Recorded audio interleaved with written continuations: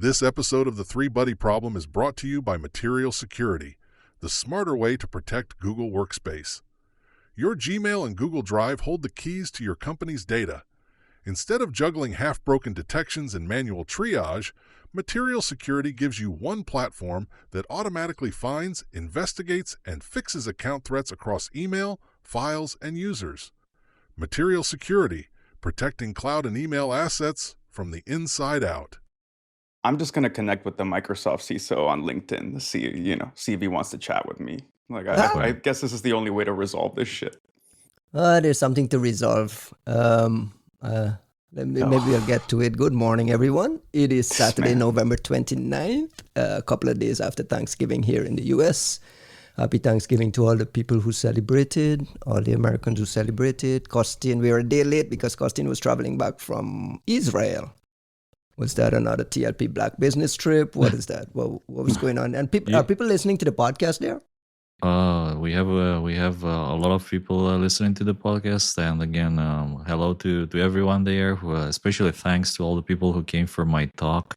I gave a talk a bit about the combination of science fiction literature with AI, threat intelligence, building on my speech from Binding Hook Live, and a lot of people came. Like, everybody knows the podcast. I think we are super popular in Israel. So thank you everyone for listening, and thanks for coming to my speech on Wednesday.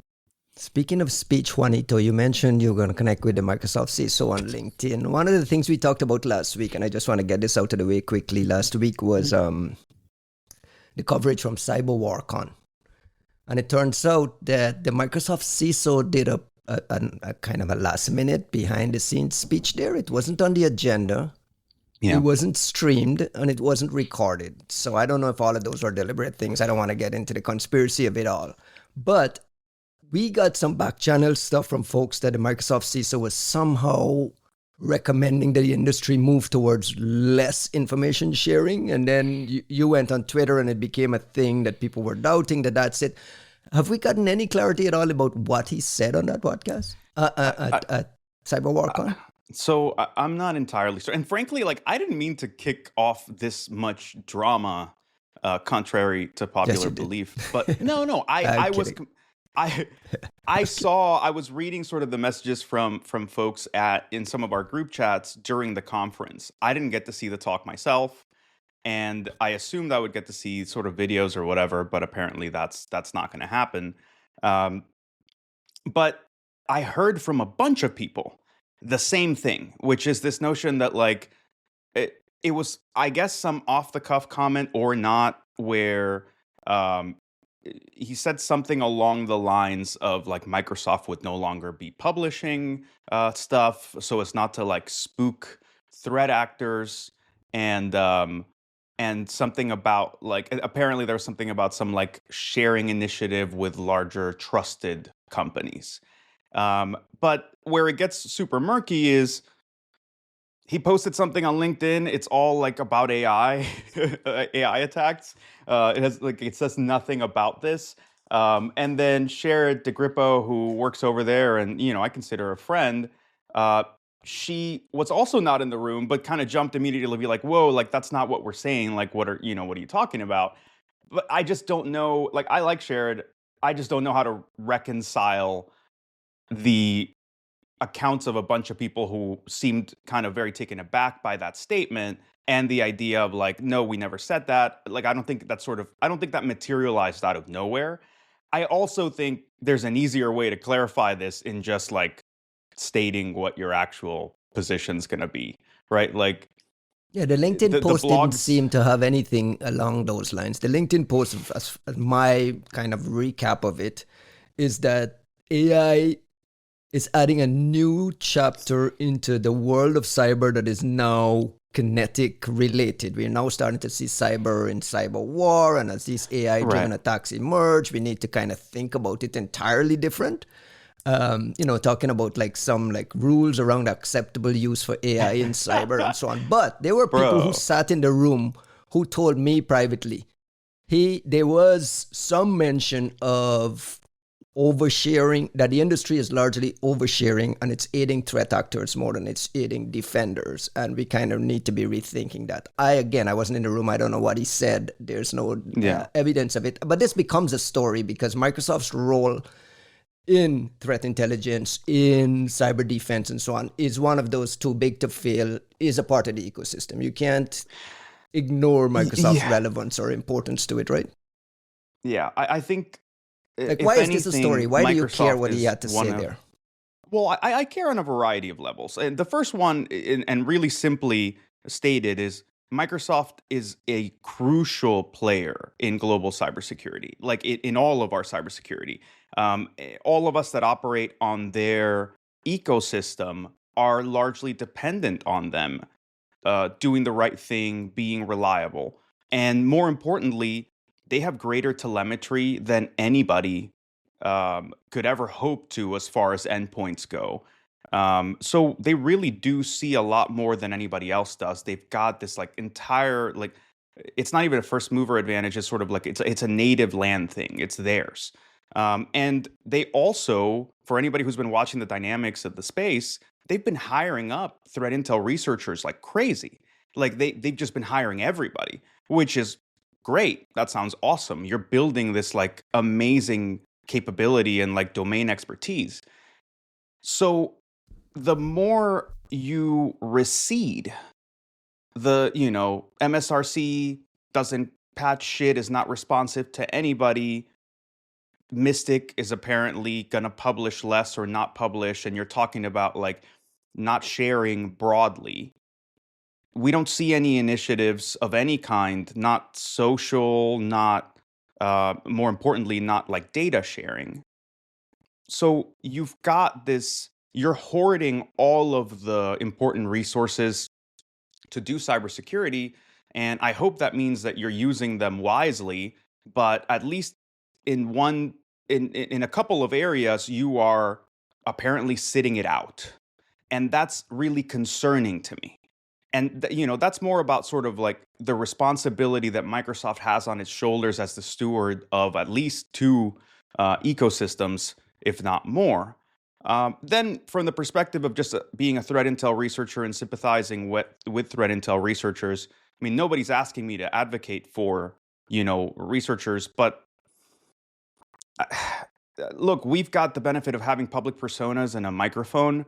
And a lot of people in these bigger companies, they're there not because of the money. In many cases, they may not even be getting paid as well as they could be in other places. They're there for the love of the game and for the access that they have and for the ability to impact, hundreds of millions, if not billions of users and sort of like do a job that you couldn't do anywhere else. It's very akin, I think, to the folks who like stay at NSA and stay at some of these other places. It's sometimes to the detriment of their own careers, definitely to the detriment of their own earning potential, because they love what they do. And they can't speak up for themselves, but the conditions don't look ideal. Like if there's anything that this is all revealed, is why the fuck is Mystic reporting to the CISO?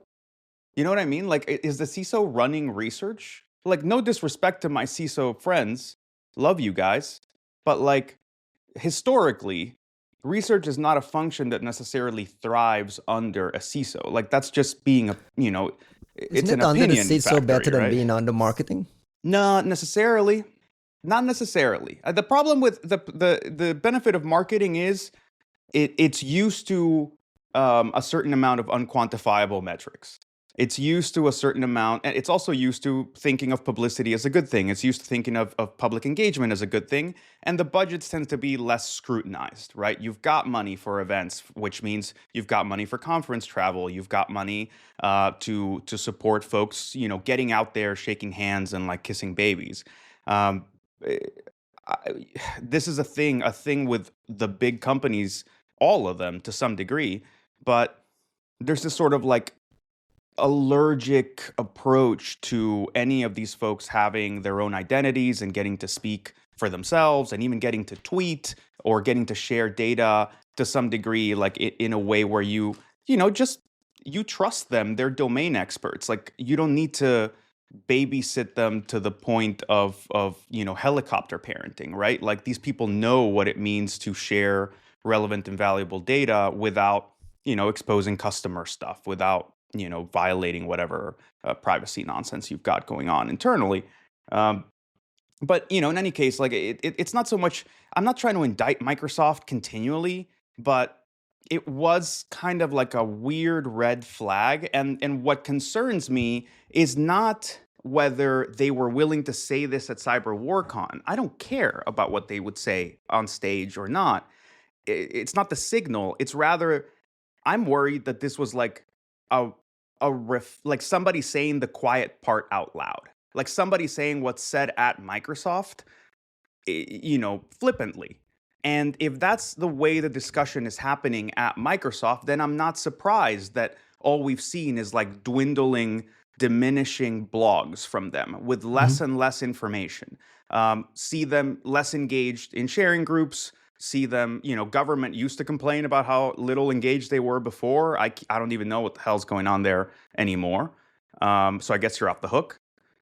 But, and then what's the rundown? What do we get? Is this, I'm sorry, Ryan, like you're not being skeptical enough. You're not even being paranoid enough when you read that LinkedIn post, because if you read it, it's not about cyber attacks at all.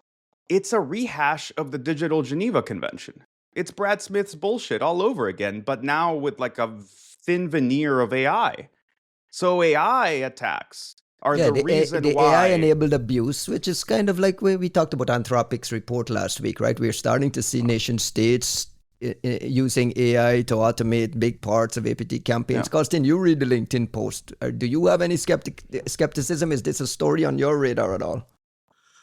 I mean, yeah, sure. I did read I presume that you mean the LinkedIn post about the AI side of things, in which Igor kind of recommends all.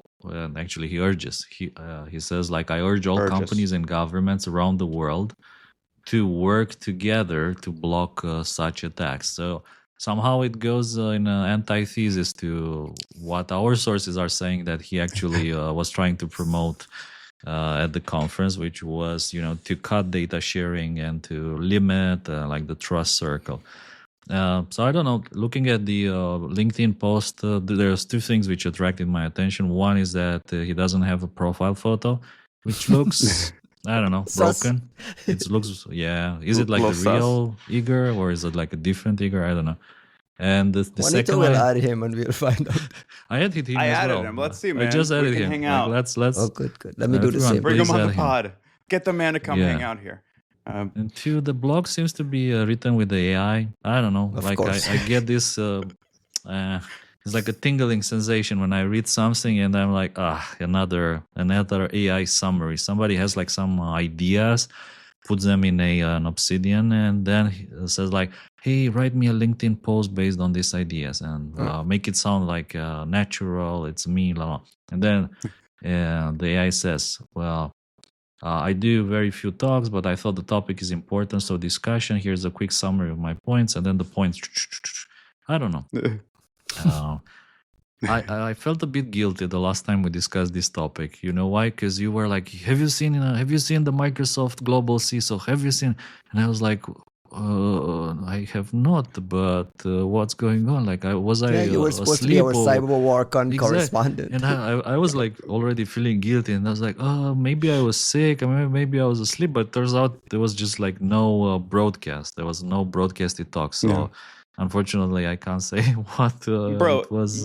You feel guilty being on the. You feel guilty being on the stream. I was in the building and I didn't. But like, and you don't apparently, feel guilty, no? Well, it's not that I don't. At this point, I don't feel anything. I'm just like I also then went asking because it wasn't on the online agenda, and apparently it was like a last minute ad, and it was supposed to be after lunch, but they did it before lunch. So it's just like you just were not. Like, I'm sure this is all just conference shenanigans and the usual stuff, but I don't know, man. Like, they obviously know that we're talking about that aspect of things, and you just come out with like this summary about like AI, whatever. Which I'm happy to talk about AI attacks, but like if you read if you read between the lines, this is not about AI attacks at all. This is rehashing Digital Geneva Convention, because you're saying there's a great grand threat. It's no longer just like cyber warfare. Now it's AI cyber warfare. And the only way to address this is for countries to work together, for people. So what are you talking about? Like, to self-impose boundaries that, like, maybe if we all shake hands and agree that we'll never do it, pinky promise, be nice to each other, then we're all good. And like, it was a stupid fucking idea when Brad Smith was pushing for it as like a Digital Geneva Convention. I don't think it's a much nicer idea now. Like, just pinky promising, or like, there's wars and shit. People are willing to kill each other. You think that like this is all a matter of like everybody just sort of agreeing to be cool? Like, what the fuck? When the global CISO from Microsoft pops up on stage on a Friday at CyberWarCon, I mean, there's something to that. The CISO from Microsoft doesn't just like randomly appear at CyberWarCon. There must have been some purpose to that. I mean, he's got chief of staff and all these people that plan his travel and plan his whole life. I know how it works at that level. For him to This is like part of a sponsorship, or is it something that you? I don't know. I'm not throwing. I'm not. No. But like in general, if I want, let's say, my CISO of a big company to speak at any conference, how do you make it happen? Do you need to buy a sponsorship package, which guarantees you a slot? I think or some just conference pitch it? organizers, if you have news, if you're newsworthy and you have some news value, and like you're the CISO for Microsoft, I would accept him on stage at my conference. Right. I mean, like Juanito says, Microsoft is a player, whether we like it or not. They're just one of the player. Yeah. Hearing from the Microsoft CISO is important. I'm not knocking CyberWarCon to put him on stage, paid sponsorship or not. There must have been a reason for him to be there to say something, and I don't think it's this Geneva, let's watch how AI is getting involved with cyber and kinetic stuff. What do you think is the larger reason? It must have been some planting a seed with this audience, planting a seed internally at Microsoft. What do you think it is? I think AI probably has a lot to do with the reason behind it, and there's point number 8 in his LinkedIn blog. Let me read it for you, actually, which is I refer you to point number 8. I refer you to point number 8, 8.1 actually. It says, I urge policymakers around the world, policymakers, okay, to have discussions on appropriate use of AI. Appropriate as it relates to cyber attacks and cyber warfare.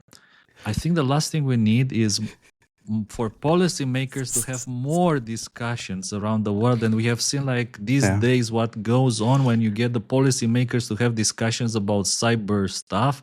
They come up with ideas like chat control, like all this, they come up with like things a like Digital Geneva Convention, or like this kind of European invention that makes it very difficult for us to have 3 hours podcast because like we need to break from time to time.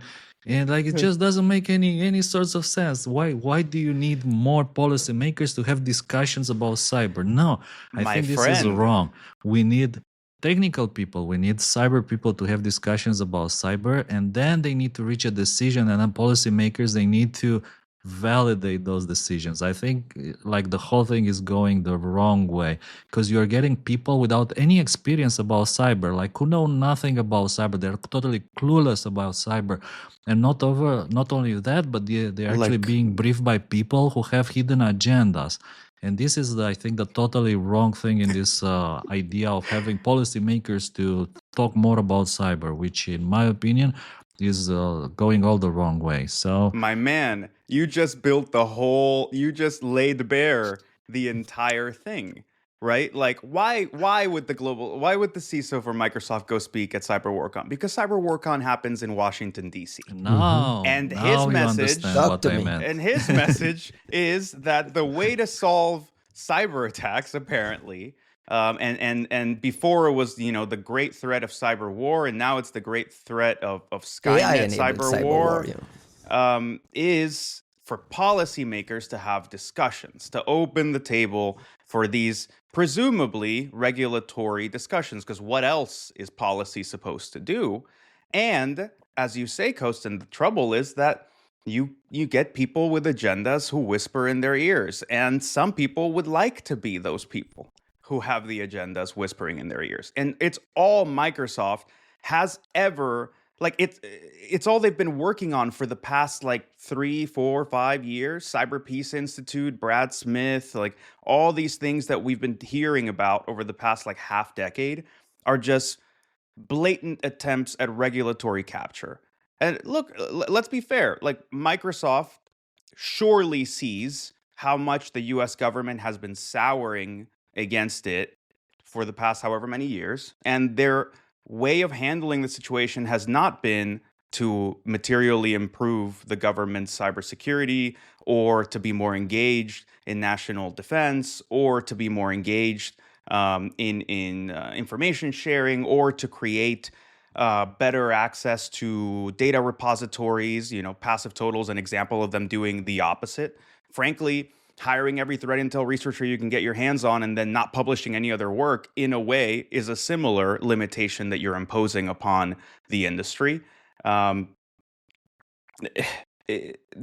contribution has not been one of improving anybody's cybersecurity recently. It's been one of making sure that they're the ones sitting at the table, or ideally setting the table for the discussions to be had about policy, and making sure that there's the best possible opportunity for regulatory capture. They're trying to defend their cloud business. They're now trying to defend their AI business. And one of the ways that you could see it in a really naked way, which I think DC folks wouldn't immediately be able to tell, but I got a front row seat to, is if you went to events in Europe and events in the US and saw how Microsoft people were engaging in those events, the talking points were surprisingly different. And, well, expand on that a little bit. I shouldn't say surprisingly, unsurprisingly different, but very pointed. In the EU, there was this like obsession with obviously cloud, but more importantly, they were there to like hand out free services on cloud, set the stage. It wasn't necessarily other events, it was their events. The Cyber Peace Institute hosts this. I went to an event literally hosted inside of the ICC by Microsoft. Tom Burt was sitting there holding hands with the fucking prosecutor general as we all talked about cyber warfare in a Microsoft event hosted inside of the ICC. Like it was baffling to watch. And that, like, obviously not a fucking researcher in sight, nobody that actually knew what the fuck they were talking about. And then, like, in the US, what you get is more of this like kind of sharp elbows type stuff, where it's like they want to be there, they bring up the discussion, but there's nothing cute about it. There's no like veneer of, it's through collaboration or data sovereignty or whatever. Like in the EU, you got to paint them a nice, like, virtuous story. They love that shit. In the US, you just kind of thug your way into the conversation. Well, we've got more, we do better, you can't do this without us. And, if policymakers want to have some conversations, we'll do that behind closed doors. Anyways, fuck you guys, goodbye. Right? Like, okay. This conversation is interesting to me because Igor, the global CISO for Microsoft, was actually hired post CSRB. You remember the CSRB report on Microsoft that really slammed them for like shoddy practices, blah, blah, blah. The really sharp report. Microsoft rejiggered their entire security organization, and Igor came aboard as I believe he was a bureaucrat somewhere else. Interestingly, I was just Googling. He was the CEO of an asset management company. Yeah. So, a risk management person. Yeah. What I do, I went looking for any sort of reporting on Igor, and I saw a June piece from earlier this year that Microsoft actually moved its CISO out of the security division. He's now reporting into the cloud plus AI boss, Scott Guthrie. Sigansky previously reported to Charlie Bell, who is responsible for all Microsoft security and compliance. So they have their own corporate, whatever the structure they have there. Just to close the loop on this, I have had private conversations with people in my ear And I know people internally at Microsoft who is not entirely happy with this the same thing you've been describing. And the feeling is that his personal opinion was allowed to jump on stage around the sharing thing. So there must have been something mentioned there around sharing. We don't have any evidence. We don't have any proof. A bunch of people didn't spontaneously decide to make up the same fucking story, right? That's the weird thing. The dude said some shit, and frankly, just man up and say what your stance is about this. But more importantly, look, I don't want shared in the middle of this. I don't want. I didn't know Shai-Hulud was not in the room, because her response to you was like, that was not said at all. And I was like, okay, someone was there who is vouching for this. And then you tell me she was not even in the room either. I mean, that's my understanding. Look, the point here is it's not about Shared. It's not about Mystic, because they're not involved in the conversation at all. I don't want to, like, those are our friends. We love them. And they're in a tough fucking spot, because you know that these are bad decisions at a mega corporate level. Microsoft is a fucking aircraft carrier, right? Like, it's not a little boat, and no one person is going to decide things, but sure as shit, the pressure that comes from the top down is sizable. Even if everybody at the bottom wanted to move, I don't think that they would be able to really shift things. So I don't really want to have this conversation with our friends. This is not a peer-to-peer type thing. My concern is with the executives and discussing what the fucking role of Microsoft is in the security ecosystem. If you're going to be unfriendly, expressly uncooperative, and your entire thing is all we care about is regulatory capture, our discussions are not with you fucking kids, it's with, the adults in the room, fucking say that. Just say it. And don't make the researchers a part of that discussion at all, and let everybody know that if you go work at Microsoft, it's a fucking gulag, and you can just go sit in the back. Yeah, there's cool data to play with, but like, no one's ever going to read the manifesto you wrote on a roll of toilet paper, right? Like, okay, cool. If it's not the case, and frankly, I hope it's not the case, then just come out and say, this is what you can expect from us, and hopefully actually do it, right? Like, we're still waiting on the 6 past initiatives that they fucking promised us. But I think the larger thing that gets exposed in all this is, look, Microsoft can have a CISO who is just a security evangelist that goes around touting whatever bullshit the executives think is like a nice idea. That's cool. What I'm worried about, and I don't even know if this is the case, is Mystic reporting to the CISO, who is now like just like an AI cloud guy? Like, look, I'm in the AI org at my organization very purposefully in order to do AI research with my team for security problems. I'm not reporting to the chief information whatever officer on the side who has some very peculiar ideas about what it means to do security.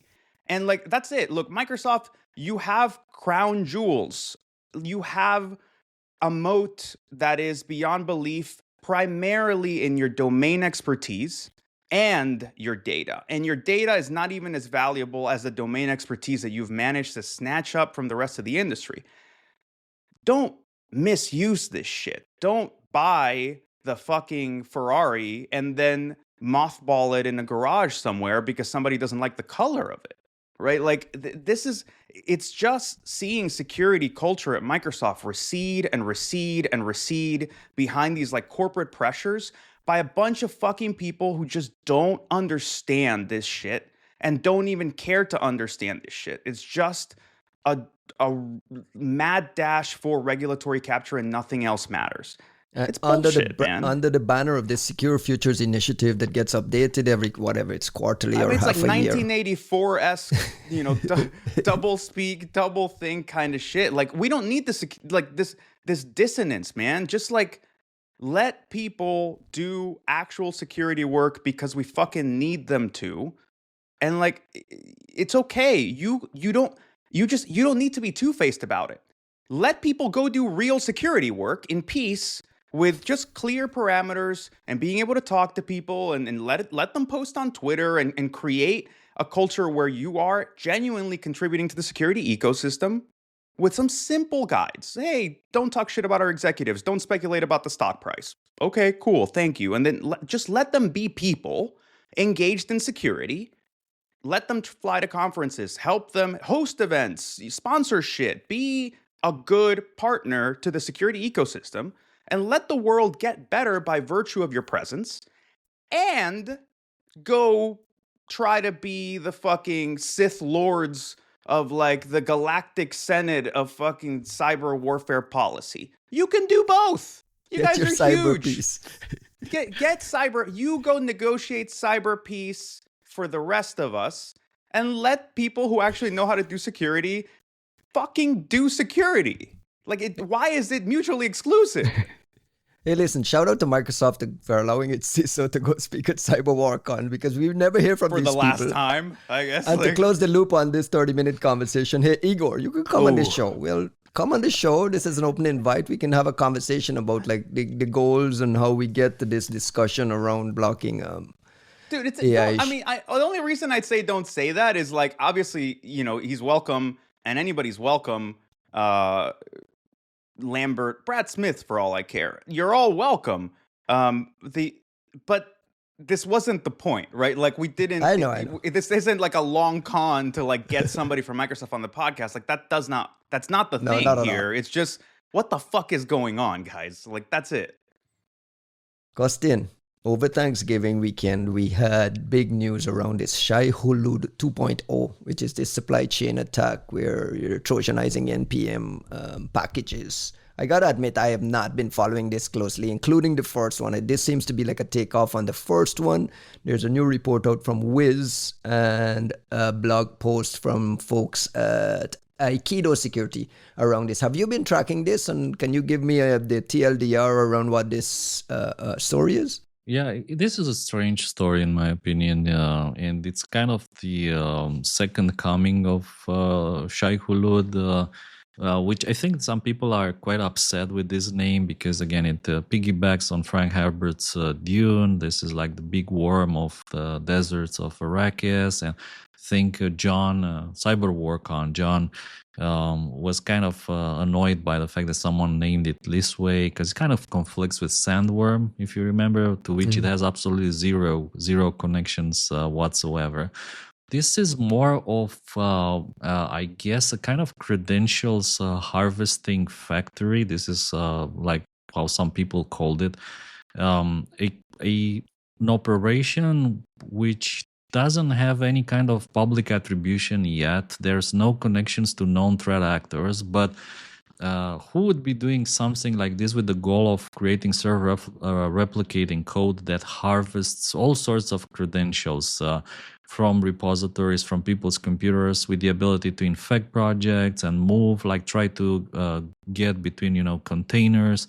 So it's kind of a crafty project, but it doesn't get this nation state or /APT feeling. It's more it looks like some kind of cyber criminal, one of these cyber criminal groups that specialize in credentials harvesting with stealers, things like Redline. And they found they discovered probably the fact that there's this huge ecosystem of NPM, the node packet manager, with Node being the ecosystem that a lot of people nowadays use to implement their websites using JavaScript. And they discovered that this is a kind of some people called it the new PHP, in the sense that it's a house of matches, which is a new analogy the entire for the house NPM of cards. ecosystem. Yeah.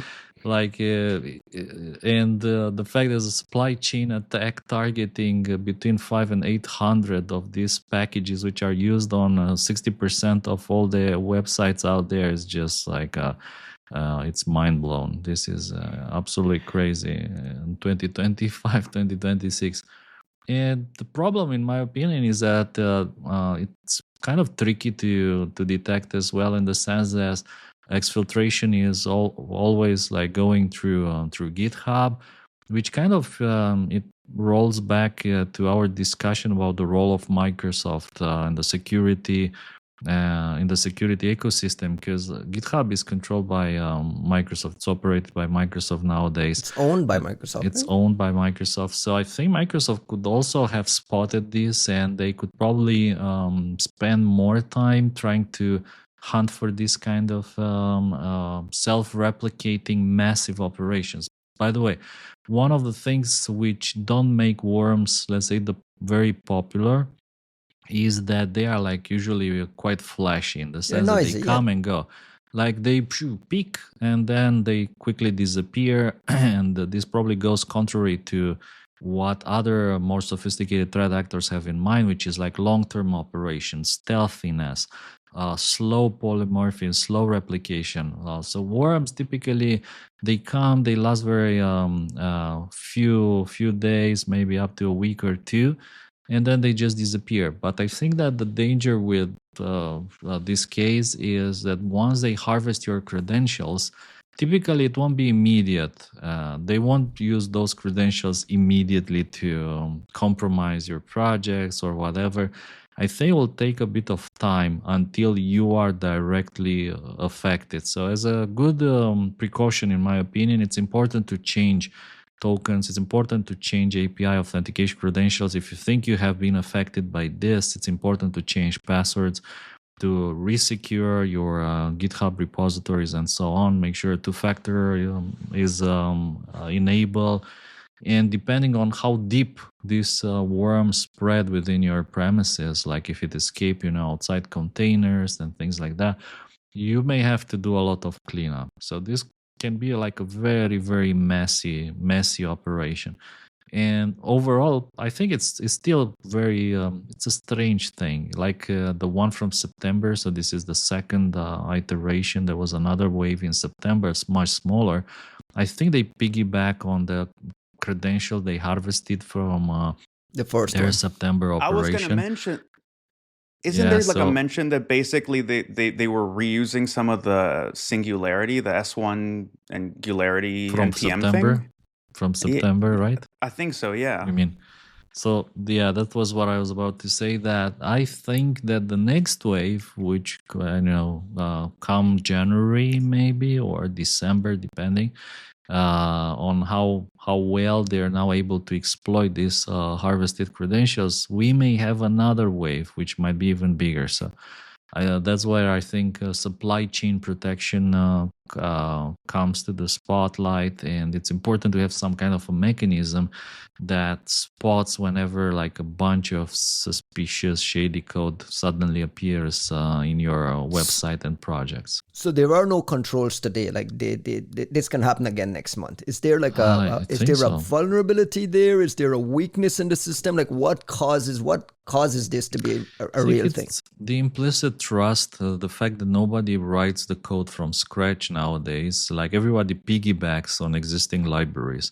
So you want to develop your website, you're not going to do it like the old school, write it from scratch. You're just going to use templates, libraries, you're going to use other themes, and if you code it in JavaScript, you're going to use a lot of libraries that implement things like basic things, tables, input boxes, communication with a backend API, and so on.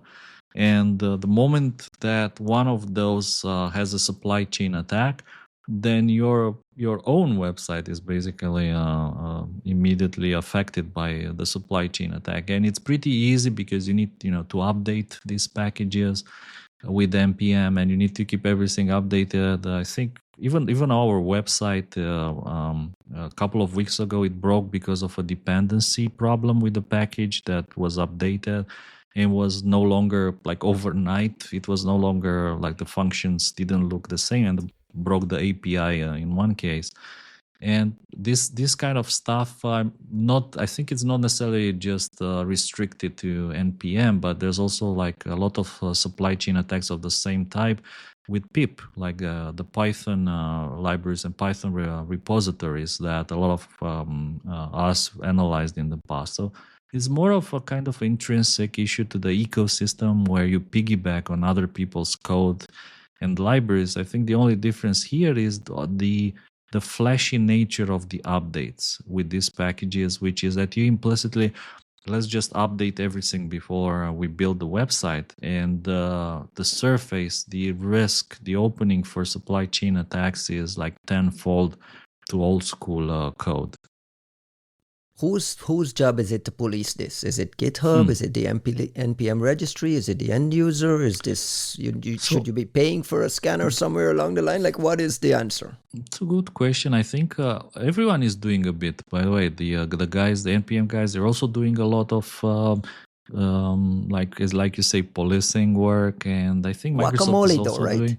But the problem is like with GA10, with that, if you remember the XZUtils attack, is that this can be obfuscated, and it can be like really tricky to spot. That's one. And two, this can happen very fast. So even if you shut it down like 2 hours later, it's still like damage is done. a lot of distributions, a lot of people get hit, infected, and doesn't matter anymore. It's just like too late. Everything is just it burns in a flash, in a quick flash. And how some people say, like, it was a beautiful big flash, very beautiful.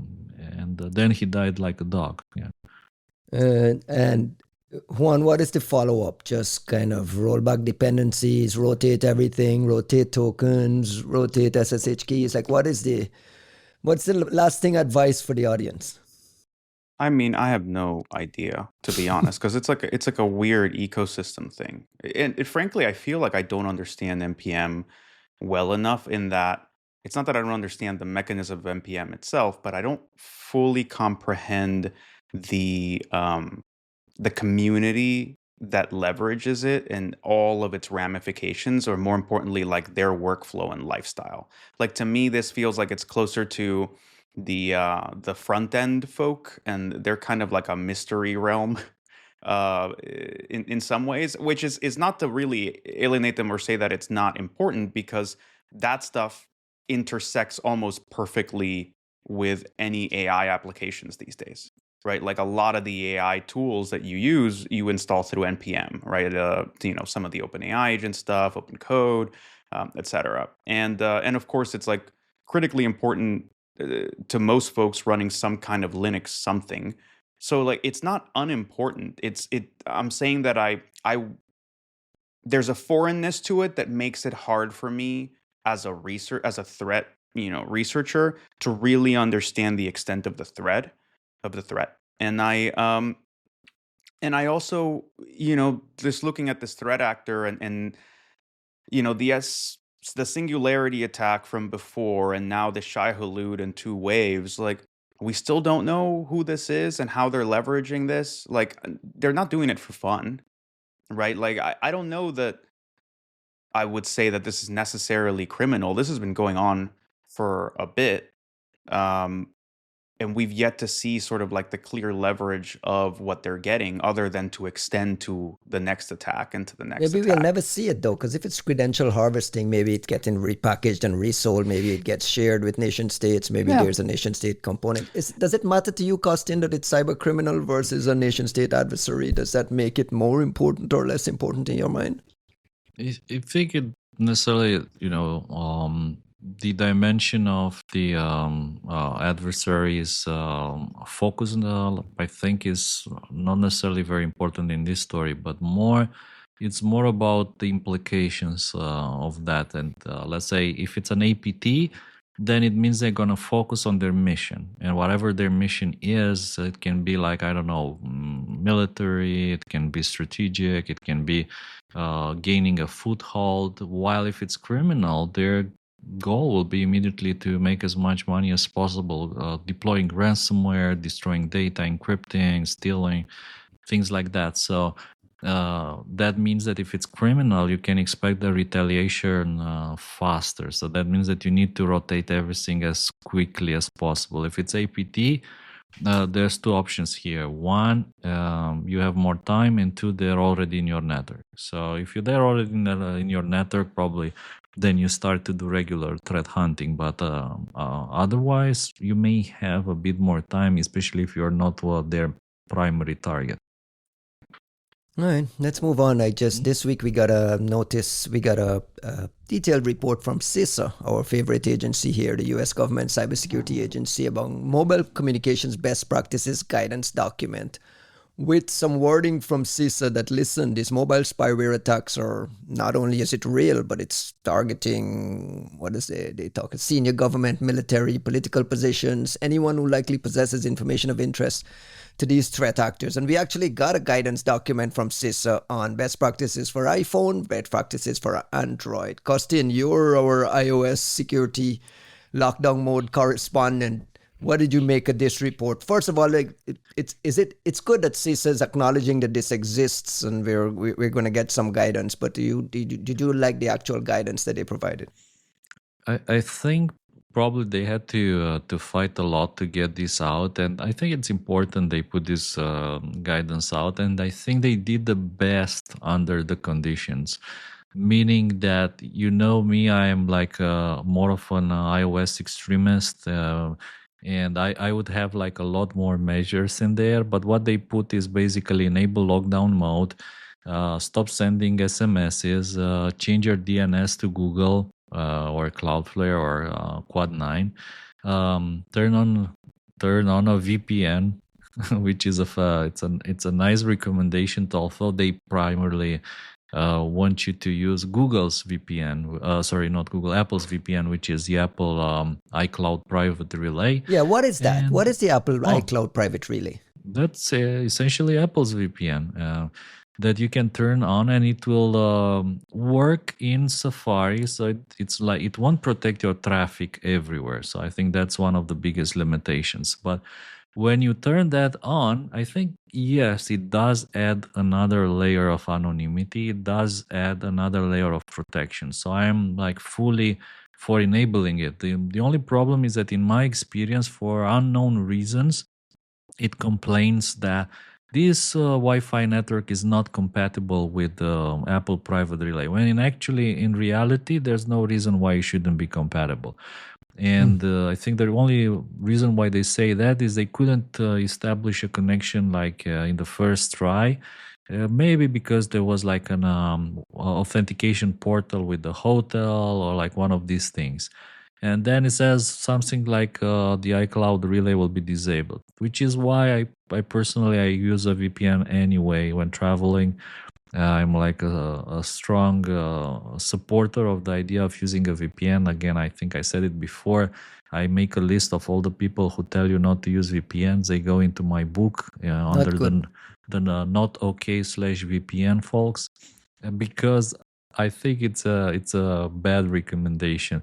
I've seen so many foolish security people get their credentials compromised at security conferences because they were not using a VPN, because they thought that their computers are secure because they use SSL, TLS, whatever, for all their modern applications. And you have no idea like how many cases that I have seen where people were just foolishly trusting the Wi-Fi and thinking that they are safe when they're not safe.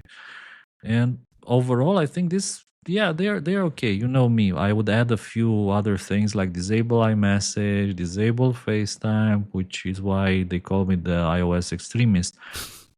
Or but I think overall it's good that CISA got this out, and maybe in the future they'll have like tougher recommendations, and especially cookie points for enabling lockdown mode as a recommendation in there. Especially for high target individuals. One of the things that stand out to me in the iPhone specific and the Android specific recommendations was a big recommendation to review and restrict app permissions in the settings, privacy and security. How many of us do that? How many of us go through app by app and says, you have access to my microphone, you have access to the camera, you have access to my location? I mean, if you become an extremist, you have to be doing all of that too, right? Because there's big attack surface there as well, right? I do that. I do that all the time. And it's annoying, like, somebody wants you to send them something like their live location or whatever, and you need Yeah, to enable there's legitimate use case for that. We're walking background around the city access. together. I want to share where I am so we can meet somewhere. Live Yeah. location, correct? Yeah, so it's annoying. It's annoying, but again, it depends if you care about security. I understand that there's a certain threshold, and there's like people who care like about being targeted above that threshold and below it. But I think we as security people, we have a higher chance of getting targeted than the others. And there's so many cases, and we know so many companies that actually found APTs in their networks, and they never went public. They never published any root cause analysis of how they got owned in the first place, what the hackers took. They tried to shove it under the carpet, if I may say so. And yeah, I mean, it's important to care about security. It's important, especially if you work in security, to care about your own security. And there's so many links in this chain, from restricting privacy and security settings like location, camera, microphone, and so on, all the way up to VPNs, private relay, resolvers, Google or Cloudflare, whatever DNS you want to use, and yeah, iMessage and FaceTime. Juanito, shout out to CISA for dropping this report. I mean, to acknowledge, yes, that mobile spyware exists feels a little dated. Feels like they're 5 years late. But the idea of getting out official comms to folks and trying to, raise some energy around folks protecting themselves is important. If Kostin feels it's good guidance, then I'm, I'm okay with it. But I didn't say it's a good. I said it's good they got it out. I didn't say the guidance itself is good. So in that case, I'm not entirely certain what we're doing here, right? Like, no, seriously, like, okay, like if it's good guidance, then that would be great. If it's, for me, this is one of those situations where I get that raising awareness is important, and it's like a whole side of our industry is devoted to awareness raising, and then you end up getting, this kind of weird bullshit like the stop hack lore nonsense that like Bob Lord is now pushing. It's like, as if that's the most important fucking thing we could be doing. Which is apparently about like correcting our awareness raising, or like influencers talking to influencers. Yeah, influencers stop complaining influencing about in this way. other influencers. Sorry. But I have a bunch of friends who signed it, and I'm sure folks were, genuinely felt like this is all. Like, it's stupid. It's fucking stupid. Cyber trash. I also just don't understand. Like, you go on that website and like there's no actual part where they debunk the hack lore. So what? You're just sharing the letter, the fact that other people signed the letter, and like there's no actual resource. You're like, stop promoting this shit. Fuck this. Yeah, like no, I it's called shaming. It's called shaming. But my point here is like this is one of those areas where I'm glad we're raising awareness, but for what? Like, and I'm not saying that as in like, I'm not saying that it doesn't have value. People should know. People need to be able to defend themselves. That's going to mean they need to be aware. But the larger limitations around this are imposed by vendors. And the capabilities are limited by vendors. And there's no service industry that can function. And at least like half of the ecosystems involved in this. So really, what is it that we're telling people to do?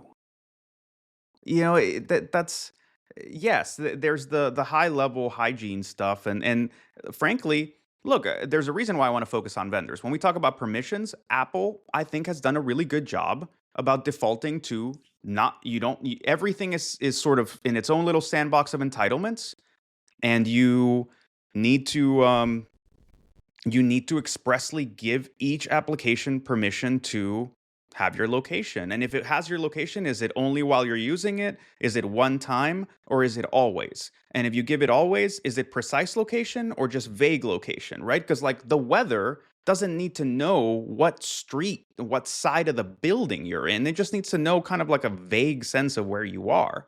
So like Apple's done a great job doing that shit. And you don't have to go expressly triple checking all of your permissions because they're not set when you're trying to install something mindlessly. You give it, like in Android where you go, yeah, have every permission on earth just so that my child can play Angry Birds. You go, yeah, there you have to go backwards and you have to force somebody to be aware and go check their permissions.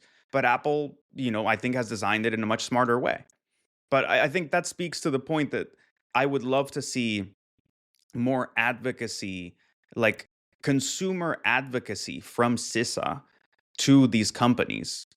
I know that they don't have the power to compel anybody. I'm not telling you to compel anybody. I'm just saying, like, come up with some best practices that are actually best design practices and then say, look, this is what consumers need from you. I think the NCSC does a much better job in that sense of like, yeah, they're putting out the usual kind of awareness raising drivel, but then they're also turning around to vendors and going, okay, guys, like this is what we think you need to be implementing. The call and to like, action is in the wrong place, right? The call to action shouldn't be on consumers, but it should be on the people providing the controls. Exactly.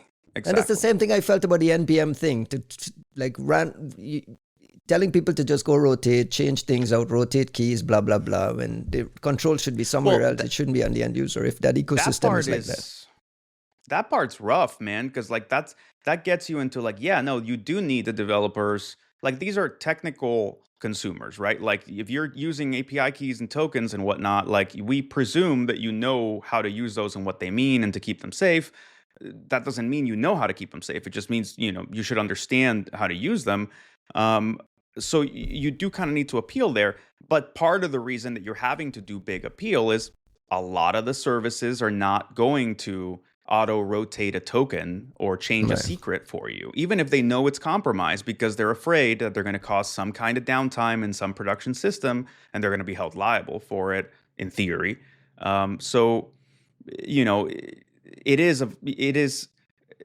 think it all just kind of circles right back to like, in what direction are you putting the call to action, and how much action are the people that you're putting the onus on even able to do?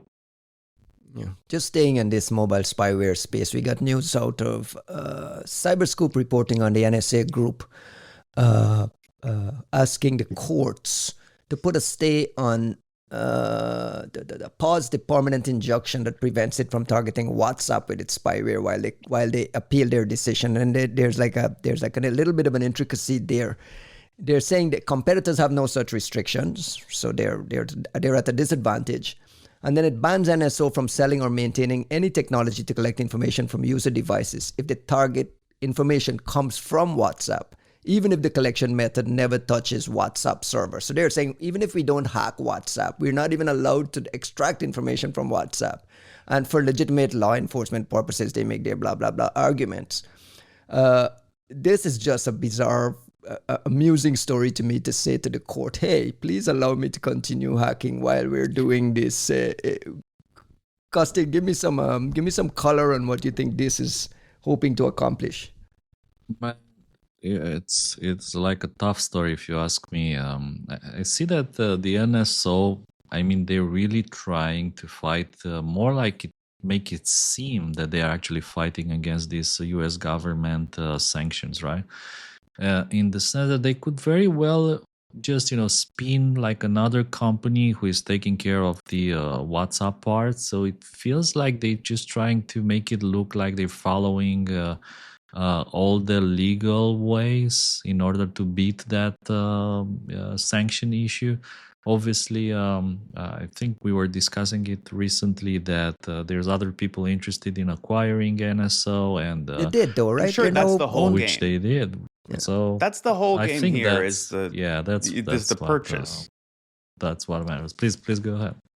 No, I mean, look, you're right, Kosin, about like making a big show of like trying to follow things, but also this just adds to the bizarreness of that company getting sold, bought in whatever capacity, because it has, I'd forgotten, it has legal problems attached to it. Like, who the fuck buys a company that's in like litigation with one of the largest fucking companies on earth? Like, and talk losing. about a toxic asset, like by definition. So I don't know, man. Like, one way to read this is that is a signaling and trying to show that you can essentially follow the rules and that you want to follow the rules. Another way to read it is these people if they already bought it, these people got sold a bill of goods that they were not aware like how bad that situation is, and now they're having to go, wait, we should deal with this lawsuit. We should get permission to keep operating. This doesn't work if we're not allowed to do this and that. And is this the original owners and the people trying to negotiate the deal, trying to work with it? Is this the new owners trying to get the administration to pay attention to the fact that they're now friendlier and could work with the US? Or is it the same people who is it the people who got sold this shit who suddenly realized just how fucked that company is and that they spent their money on this thing? I remember one of our very earlier episodes of this podcast, Kostin was educating us on the fact that NSO Group was the pride of the Israel tech sector. Had a big building with a big sign on top right next to Microsoft and so on. We are discussing this and making it sound that this is some company in the, some fly-by-night company that's scrambling for relevance and scrambling for its own kind of, that this is existential for them. And maybe it is. But do you really think that it's fallen from grace so much from being the pride of Israel to being a nothing burger, trying to scramble through, sneaking into the US? It feels like we're underplaying NSO's existing importance. I think the NSO is still quite relevant in the sense that I'm confident that their business is still going on. They still have customers. And I think the best parallel to this story is how we saw Hacking Team reinvent themselves into Memento Labs, and how we saw them come up with a new zero-day, they with a new tool set, new types of malware, mobile malware. And remember that Hacking Team was kind of, destroyed after Phineas Fisher went in, dumped everything. That was end of the road for them. And somehow they found a way to reinvent themselves with the note that they are obviously a much smaller company. NSO is like a giant. And I've been Still in is, Israel. right? Yeah, and I've been in Israel many times. I talked to people, and everyone was saying it was a great honor to actually be hired to work there, because they only hired the best of the best to work on exploit development, tool sets, and so on. So even nowadays, I think that they still have customers, but probably what everybody realizes here is that, and this is a global shift, I think it's not just NSO, but globally, and related to the question that I asked on X some time ago, what does a legitimate corruption-free offensive security company looks like? And I think this is the issue here, because the people who buy these companies, they want to make them profitable. They want to essentially, they want a return on their investment. So if they paid $500 million for a company, they want 750 back or $1 billion back. And to make NSO profitable, you need to be able to sell in the US, you need to be able to sell into NATO countries, all their allies, and this doesn't work as long as they are sanctioned by the US Gulf.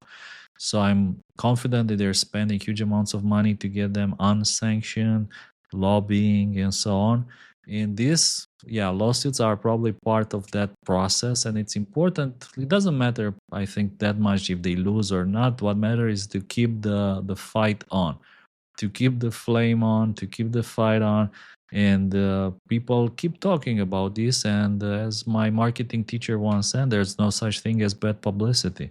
And as long as people talk about NSO, there will be customers willing to close their eyes and acquire these tools, especially if they are famously good and maybe a bit cheaper than the competition. So there remains to be seen what it means from a legal point of view with them going against Meta. But I'm confident, seriously, if you want to target people with WhatsApp 0 days, they can just pin some company somewhere in UAE, or a lot of companies now appearing in Estonia, Latvia, in these Baltic countries doing exploitation, and just go through there and pretend that there's no connection whatsoever. Juanito, you got some closing thoughts on the NSO case against WhatsApp, and where does this go? I'm just confused. To be totally honest, I'm just utterly confused by what's happening with that company right now. Kosten's completely right. You're completely right about like if it is about like them functioning, why would you keep going with this shell? Why wouldn't you just create a different shell company and sort of function? And to be honest, I don't think my gut instinct is that they did that they have done exactly what we're describing, and then they found some idiots who were willing to pay for the carcass of the old company. And You think why that's what we're not? seeing happening in the background here? That some of Well, the stuff that Costin is recommending is already been moved into different Oh, sections. I mean, we always knew this was happening, and it was like there were other Israeli companies that just shut down operations before they had a chance to get sanctioned. But they shut down and moved to Cyprus or moved to the UAE, right? Like it's it to me what's it I would be baffled if NSO people didn't do that and they just decided to hold down the fort. I don't even know how you convince your talent to stay there with you for any of that kind of shit.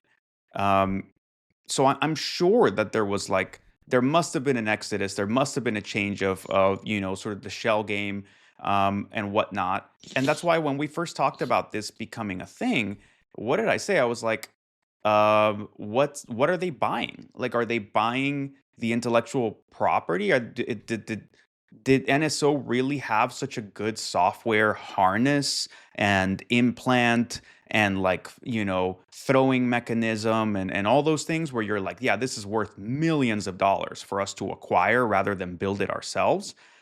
Because I don't, are there active exploits that come with that? Do those still matter? Are you getting talent that comes with that? Like, or are you just getting like, what are you fucking buying? And it's really hard, especially considering who theoretically bought this. Like, we were told it was some kind of Hollywood producer. Like, I think that's a great way to pull one over somebody who doesn't know what the fuck they're doing, doesn't know how to evaluate the situation they're getting themselves into, and has more money than sense. And like, who wouldn't take that deal with a The product toxic, still exists, though. depreciating asset? But like you're saying, the product still exists with customers and Yeah, but it could be NSO2 in UAE, and it might be the exact same software stack, and who the fuck's gonna check? Who knows, yeah. right? Like, it's bizarre, Let's switch man. gears. I got a new threat intel report out of Arctic Wolf Labs. It's not a company we talk about often, so I don't know the quality of their work or some of We their have some previous friends things. Maybe. there.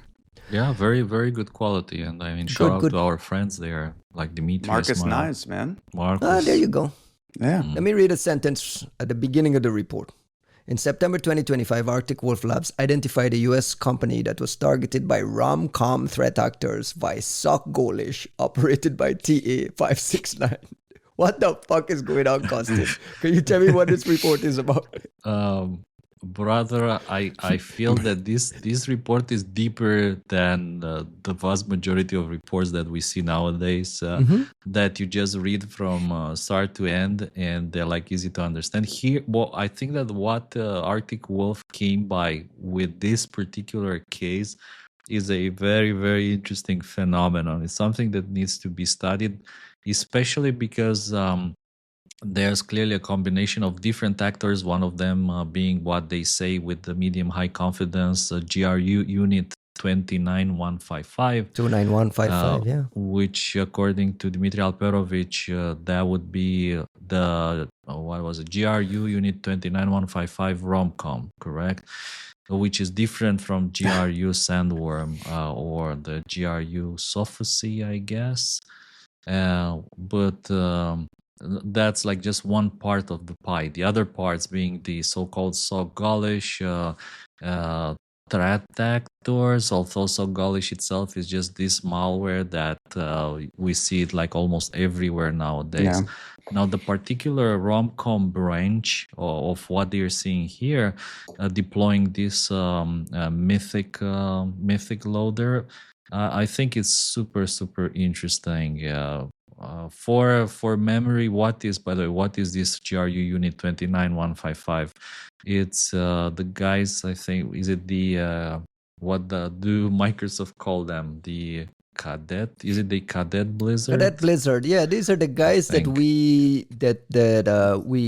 we had discussed previously that were not only doing cyber but Exactly. had pivoted Sabotage. to doing sabotage and like Sabotage. not only sabotage but like Poisonings, poisonings and stuff. Yeah. assassinations.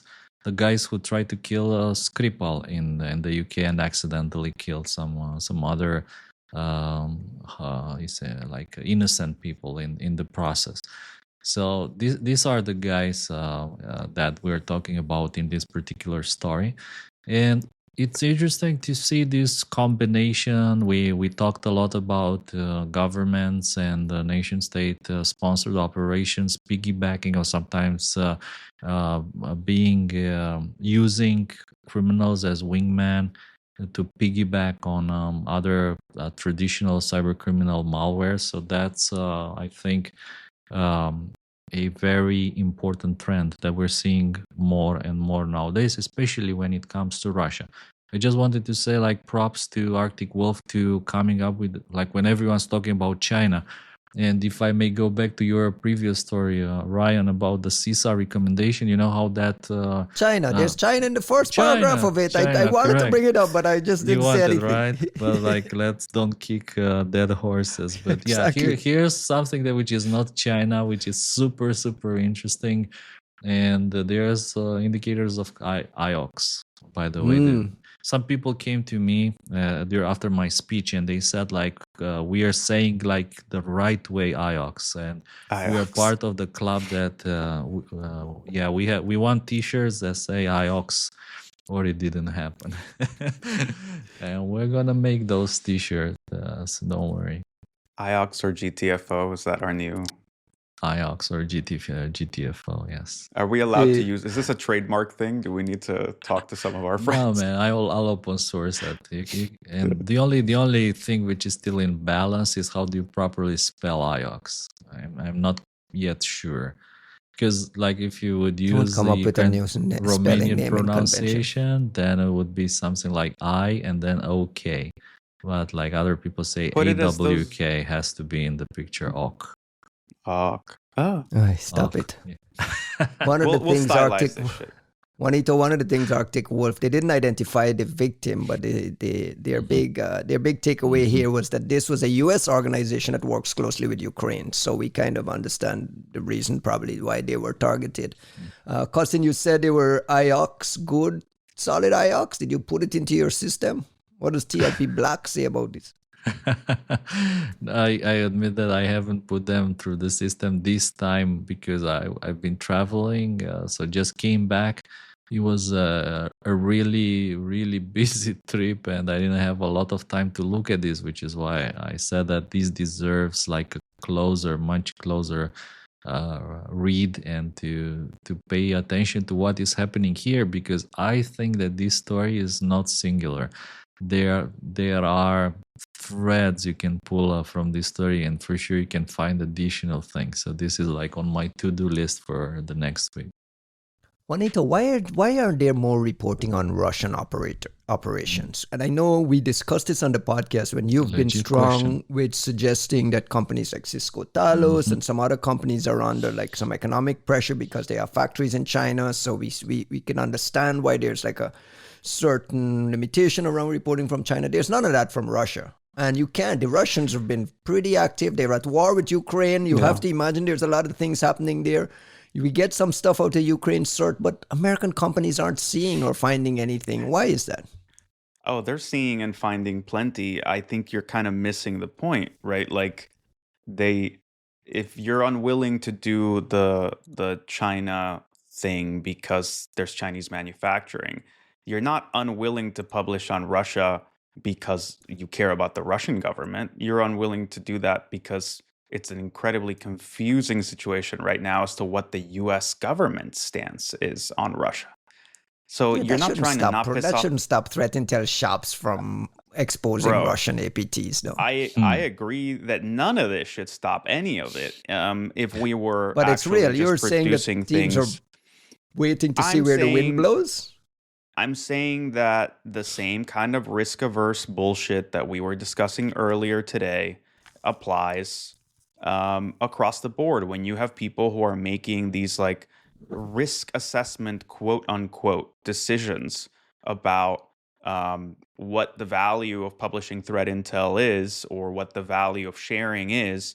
And, you know, the kind of discussions that you get with quote unquote policymakers in the room, those sorts of people with their bullshit jobs, when they're sitting around with nothing to do, they come up with decisions, blanket decisions about whether we should be publishing nation state stuff at all. And if we are, should we say who it is? And if we do, should we how do we assess what the risk is to our business, and is it going to affect, could it affect our business with the US government, could it affect our business with governments in Eastern Europe, blah blah blah. You do all this like bullshit assessment. It's why you see, like, for example, giant companies like consulting companies, KPMG, PwC, Deloitte, etc.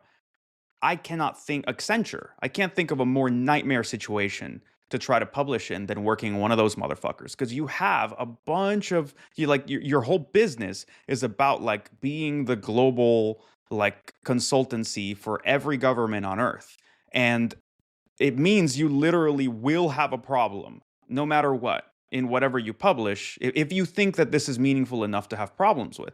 But I would point to like PwC has somehow managed to power through a lot of that, but I would put that on the wisdom they've had to take an asset like Chris McConkey and make him, he is like global partner for cyber. Like, you have somebody who sits at the top, who is a practitioner, who understands this shit. And he's up there making decisions at that strategic level with the right folks. And that's why PwC still publishes. They still, not a ton, but they still publish. They've got a great private reporting service that, we don't discuss it enough, but they do really That's well. not publishing, though. That's more, Well, that's sales. But they speak at conferences with that stuff. You know what I'm saying? Like, they do have a proper reporting service. They do publish blog posts, which I'm saying it has got to be almost impossible. Like, it's amazing that they can get stuff out. You've got 3 or 4 other consultancies that have, big threat intel teams. You don't see shit from them, right? So in that sense, they shine. But what's the counterexample is look at Accenture. They bought iDefense, which had a bunch of great talent in it. It had like a long history of reporting services, with some friends of ours having worked there for long stretches of time, and it's gone. Like, they fucking, they grabbed it and it turned to fucking dust in their hands. How do you manage a business like that in a Big Four consultancy type thing? Is quite tough. Kostin, is it fair to say that we are seeing not enough Russian reporting publicly? And because when I asked the question originally, you said, good question. Like, why aren't we seeing more Russian? Yeah. And I mean, there's all sorts of different options and there's all sorts of different opinions out there. And I think one is right about it. Whenever you're publishing a threat intelligence report, you need to make a decision. And that is it in line with the current narrative that gets rehashed and pushed by publications like the New York Times, Washington Post, and so on, because those reporters will just go out to talk to intelligence officials, like their sources, and if those guys say like, this is bullshit, don't even think about it, then you're probably wasting valuable resources. So this kind of the current narrative, although many people might not even realize that's how it works, the current narrative is important if you want your story to get out there. I do think that there's not enough reporting on Russia. I think everyone is just obsessively pushing towards more and more Chinese reports. I think that's the flavor of the day when it comes to CTI. But I think it's also important not to forget about this. And still, there's been over the years so many surprises. And I'll mention just one in terms, for instance, of supply chain attacks that originally targeted Ukraine, but like then spread all over the world. Perhaps the most destructive attack in history, right? Not Petya. and Bad Rabbit and so on and so on, the SolarWinds supply chain attack, I think there are still a potential to operations coming out of Russia, and I'm happy that companies like Arctic Wolf write about them. Yeah, I shout out to the guys at Arctic Wolf. I did not know that Marcus Nice and some of these guys were over there. So shout out to Arctic Wolf. We got IOX. We got a new threat intel report from Russia. Hopefully we can get some more activity in that space. I wanted to touch on a story that happened a couple of weeks ago, but we didn't really get to it. Was this FCC rescinding the telecom cyber rules that were imposed on these telcos after which one of the typhoons was it? Salt Typhoon. Yeah. So speaking of China back hack, Salt Typhoon, post Salt Typhoon, the FCC implemented some, I don't call it new rules, but they approved the use of CALEA, C-A-L-E-A, which is the legal authority for telecom cybersecurity, and added some controls that had to be in place at a minimum. One was MFA for all administrative accounts, network segmentation, strict access controls, and role-based authorization across network equipment, audit logging real time. The new FCC commissioner says basically the telecoms have done a good enough job of catching up. We don't need this. The CALEA that they used was, not really legal.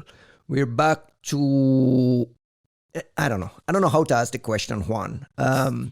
It feels like a softening of a hardening that we all clamored for, which is for these telcos to observe some of the most basic. What do you make of the FCC rescinding these rules and saying that the telcos have been fine? What do you make of CALEA? I'm surprised it took this long. That's it. I'm surprised it took this long. Everybody, I'm joking, but I'm not joking. Like for the past few months, I keep saying, regulation, like we don't do that anymore, right? Like, and we're all ha ha ha, and then we keep going. You're like, no, bro, like we don't do that anymore, right? Like this government is not interested in regulating tech companies or big companies. Regulation is a dirty word in this kind of environment, and that's not a joke. Like it's an actual stated mission that we are going to make government quote unquote smaller by removing its paws from the poor afflicted corporate sector. So it's not that the regulations in place were good or not good. It's not whether they were useful or not. It's not whether the telcos, the telcos behaved so well that we don't need to do this. It's just any regulation that got passed in the last administration is not worth keeping. And you go, okay. Did the telcos do well or not? Some of them did, and some of them didn't. Some of them were very responsive. A lot of the intel, the real intel about Salt Typhoon only really came from Lumen and a couple of other spots, right? Microsoft, everybody else was just hanging on, right? They were fucking trying for dear life to get into that story, and everybody else and everyone fucked it up. But if there were places that actually knew, it was like the bigger telcos that were responding to this and had competent people. They were the ones really involved in it. So it's not like they're incompetent or they don't have talent. It's some of those orgs are not the ones I would say were in Why do we have to tell them to use MFA? Why do we have to push them to use MFA though? Here's my point. The bigger ones were fine, but for every big one, you have 3 small ones that had no idea what the fuck they were doing and had no way to actually manage these things. There's no such thing as a small telco. No, there is. There absolutely is. There's a lot of smaller shops that kind of congregate on these things, and then you have the satellite ISPs, and then you have this, that, and the other. But like, I think the bigger point here was you can regulate telcos, and you can regulate the let's say like public broadcasters and stuff like that, because there is already an existing mechanism like the FCC. You can't. It's not as easy to just kind of walk in and be like, and now we will regulate the VPN providers. And you're like, well, what mechanism does that? Is that part of the FCC? Like that's not as readily available. So in some ways, you kind of use the mechanism that you had on hand. Is it meaningful? Were those regulations really doing anything? I doubt it. I don't know. Like I'm not anti-regulation. If anything, I talk about it constantly. I just don't think that we were really doing any meaningful regulation. We would start by like slapping someone's hand publicly, but then Right. we wouldn't implement anything meaningful. And then we'd be like, look, we did it. And you're like, you didn't do shit, but thanks for coming, right? Like it's a very sort of strange sort of sense of deflation. And it's the same as the But in that pledge sense, that we if were Brendan shitting on all Carr, day long. in that same sense, if Brendan Carr, the FCC chairman, saying we are correcting course, you agree that this was just like slap on the wrists, not real regulation, then there needs to be correcting course then. Don't put me on the same side as this current FCC or FCC anything chair. like that. It's not that. Look, any FCC chair, right? Like Ajit Pai only like Ajit Pai looks amazing in hindsight now, but like for me, the real issue here is not who is in the FCC or not. It's that like I understand the free market mentality that radically wants to remove government oversight and limitations on the private sector. In cybersecurity, we were not doing very well with the regulations we were being given, but it's not because regulations weren't necessary. It's because they were like hand-wavy bullshit from people who wanted to get a job at the companies they were supposed to be regulating right after. Like it was like a complete revolving door of like, yeah, Microsoft, you better behave lest I be an SVP, right? Like it was that kind of shit. You're like, what the fuck? Okay. And in the meantime, you're like Ivanti Fortinet, everybody like dumpster fires all over the place, and like you aren't saying shit, and you're having like 3-hour fucking calls where you put everyone on the same line. Instead of helping them respond to an incident, you're holding them hostage for 3 hours talking about your sharing initiatives, right? Like that shit was not useful. But that doesn't mean cybersecurity doesn't require any regulation. If anything, we have a massive incentives problem in this space. And it's largely about giant fucking companies and the government. And only the government is in a position, even if it's not as a regulatory entity, but as a giant customer. They're the only ones in a position to look at Google, Microsoft, Amazon in the eye and say, hey, motherfuckers, like shape up. You need to do this and that. It's not acceptable that the NSA like has their shit stolen by the Russians because you suck. It's not acceptable that you ignore a token problem the Chinese are abusing because you don't want to admit to it. It's not acceptable that everybody runs their shit on your clouds and you have neglected any ability of theirs to inspect what gets accessed, how, where, and why.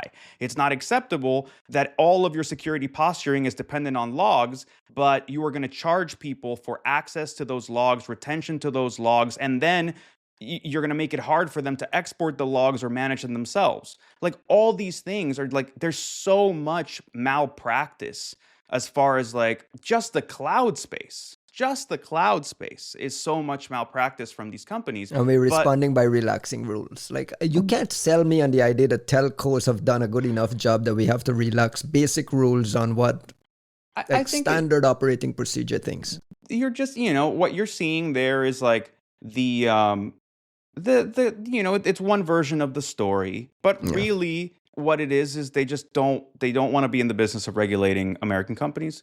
And that is part of a bigger decision by the administration. So I'm not looking at the FCC in particular or anything like that. What I would remind this administration is that, Microsoft and everyone else, like, they're not your friends.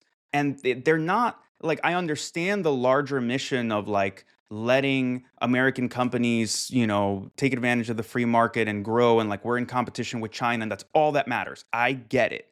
However, there have been moments where your reliance on certain companies has kneecapped you heavily, and they have laughed in your fucking face and moved on, right? Like that, the whole digital escorts thing, like there are national security implications to some of this bullshit. That story made Pete Hegseth read ProPublica, because he responded instantly to public reporting on this Microsoft digital escorts thing. I was like, wait a second, you read ProPublica, dude? Right. Well, but look, like that was huge. ProPublica's, they were killing it. But then what? Right? Like, so, and what? So what happens? Right? Like, there has to be, what is the slap on the wrist? What is the, we know FedRAMP's broken. We know that these people have fucked over the US government multiple times in multiple ways, with our defense against the Russians, with our defense against the Chinese, with a bunch of shit documented, never self-reported. And yet, like, I'm not saying that these were the regulations that mattered. Fuck all of the existing structures. None of them were working. So I don't care if you eliminate them, but please, for the love of Christ, figure out a way to put some teeth back into it, even if it's just for the sake of the US government is their largest customer, or one of their largest customers in some capacity. So if we're going to talk about paying with our pocket, they shouldn't get the fuck the US government as a customer on national security issues and still take their money and smile and walk away. On this same regulation front, there's a big push. I believe they were expecting an executive order around limiting or banning states from implementing any sort of anti-AI regulation or any sort of controls around AI regulation. That's kind of been stalled a little bit, but that's a big part of the conversation that's happening, is the administration removing the ability of the states to do any of that regulating. That one's a little different, and in that case, I'm actually in agreement with them because I'm actually in agreement with that one, and it's not about not regulating AI. It's, if you watch the All In podcast enough times, David Sachs who is the czar for these things. That's his North Star. Yeah, but dude, why are you getting your opinions from there? Sorry, go ahead. I'm not getting my opinions from there. I think this makes sense. I'm not saying that we should not have any kind of regulation on AI, but the states shouldn't do it. Allowing there to be 50 different regulations on AI is gonna be a fucking fragmentation shit show.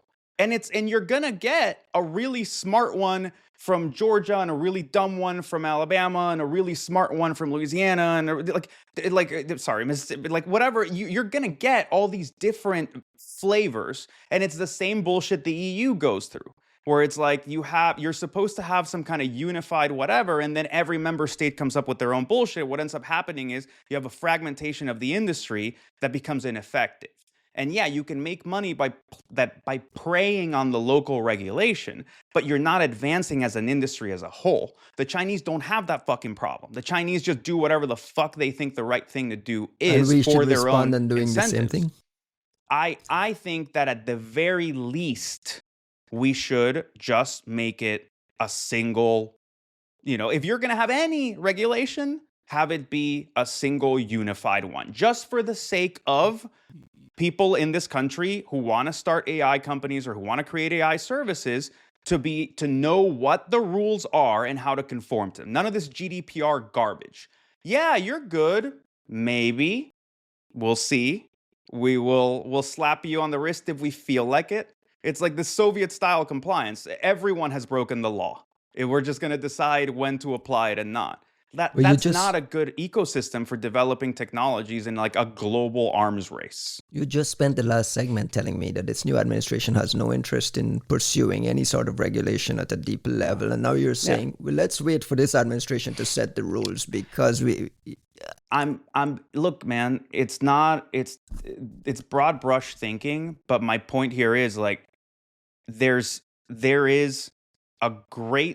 some theoretical utopic state of regulation, which I don't even know what the fuck it looks like.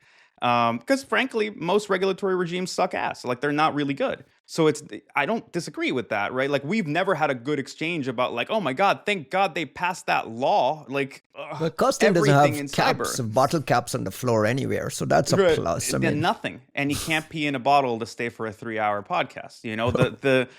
That's just perverse side effects. No, but the point here is like there's the utopia version, which is not even on the horizon. Then there's like good regulation in the sense of like you've created meaningful incentives to keep private sector honest and to keep them investing into things that are good for consumers and customers. Then there's no regulation.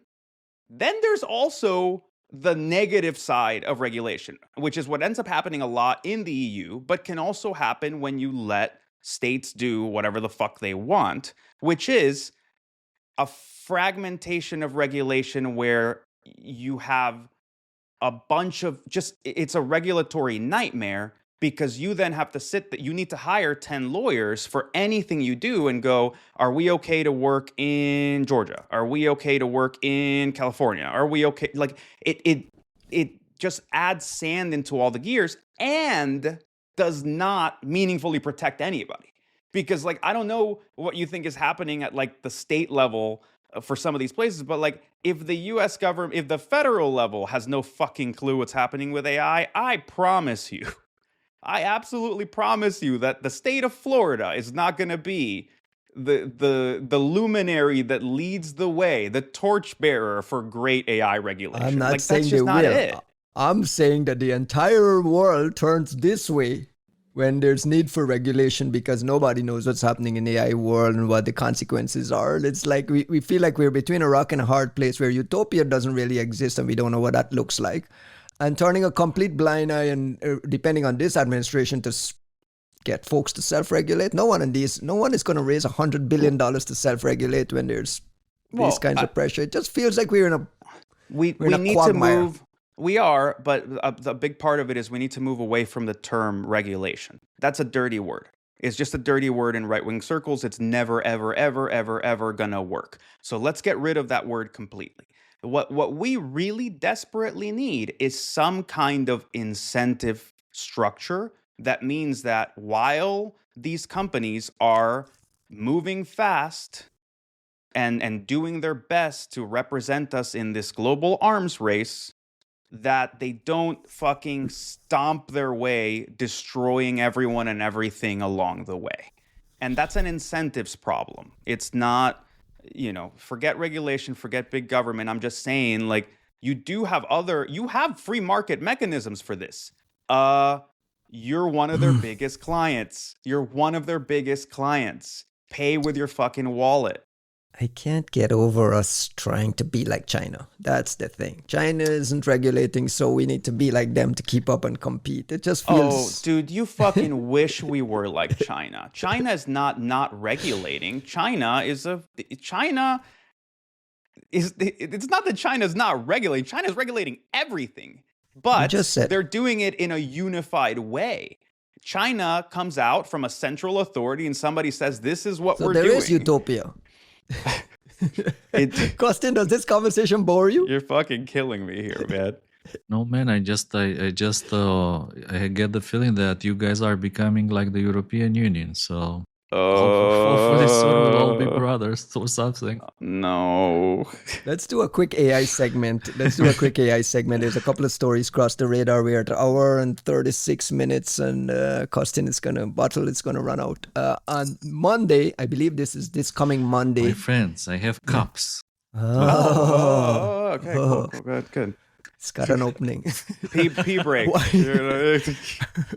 Wired is reporting they got a pre-briefing from Amazon. Amazon in the AI game is starting to become a thing, apparently. Amazon will publish details for the first time of an internal system known as Autonomous Threat Analysis, ATA, which the company has been using to help its security teams proactively identify weaknesses in its platform, perform variant analysis to quickly search for other similar flaws, and then develop remediations and detection capabilities to plug holes before attackers find them. So this is Amazon's version of maybe their aardvark or whatever it is.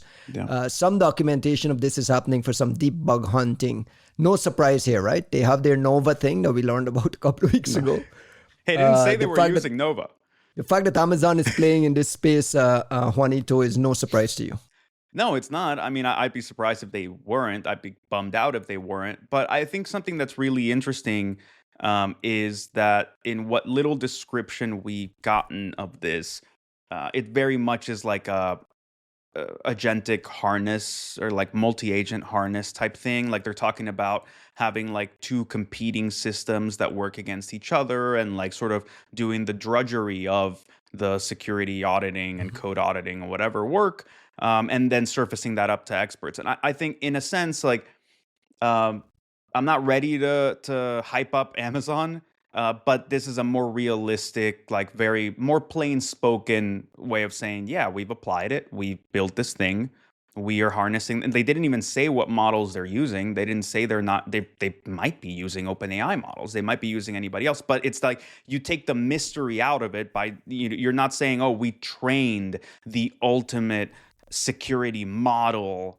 which is also for sale, and that's what we're using, and that's why we're super powerful. They were like, nah, dude, like there's two systems, they fight against each other, they have a harness, they have tools, they do this and that, and then like security people review the outcomes. You go, that sounds perfectly reasonable, that's a cool thing that you're doing, maybe you should productize it and offer it to people who have their CI/CD pipelines on AWS. I don't know, like, do you?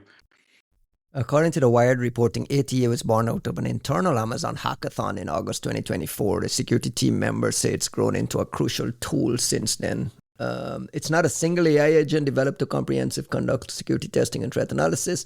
Instead, Amazon developed multiple specialized AI agents that compete against each other in two teams to rapidly investigate real attack techniques in different ways. So this is a new approach, making it kind of hackathon-y, I guess, with multiple agents kind of validating each other's work. Any thoughts on this, Costin? Did you get to read the report? The story. It's very kind of like a important. planted There's no marketing report piece. here, right? Paragraphs, right? Sorry. The It's, marketing article. Yeah, I did read the Wire story briefly, and I thought that it sounds interesting in theory. I would love to see a bit more details, and especially I would like to see some real world Success findings. stories. Yeah. Success stories. I mean, you know me, POs. Like I need the proof. I need the proof. I want to see the proof. I want to see the amazing discoveries. I want to see the CVEs, if there are CVEs, or like I want to see the APT names, the group names, operation names, whatever that this thing found while running by itself. So I think it's in practice, it's very easy to judge how good a system is.